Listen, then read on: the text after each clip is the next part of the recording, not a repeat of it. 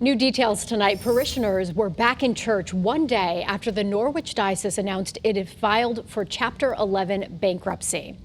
Now, the move was surprising to many, and it's also a big deal for sex abuse victims who now may not get a large settlement payment in court. Channel 3 Eyewitness News reporter Mike Savino is right outside the Cathedral of St. Patrick in Norwich with more on how people are reacting right now. Mike? Yeah, I was able to catch up with some parishioners who are here for a noontime mass today.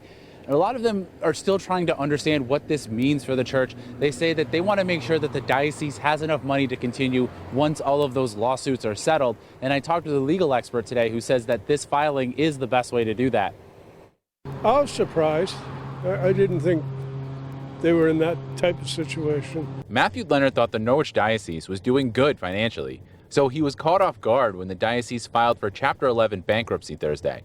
The diocese is facing 60 lawsuits involving abuse allegations, many related to Mount St. John School in Deep River. I don't feel that it's him trying to escape or the church trying to get away from anything. Those at a noontime mass at the Cathedral of St. Patrick in Norwich say the filing is about trying to protect the diocese, not about trying to shortchange victims.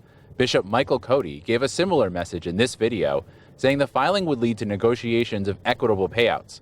Quinnipiac law professor Richard White agrees. At some point, the church runs out of money, and the early birds have been paid in full, and those people that haven't filed a claim yet are out of the money. Chapter 11 bankruptcy will allow the diocese to restructure its debt.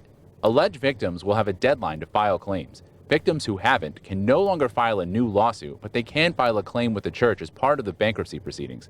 The diocese will then negotiate one big settlement with all victims.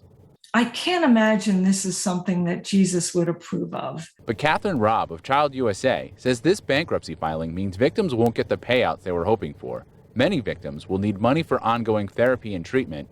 And since this filing puts a pause on pending lawsuits, plaintiffs can't request records from the church that might prove abuse and possible efforts to hide it. Their secrets will be kept secret. And if their secrets are kept secret, then children are not safe.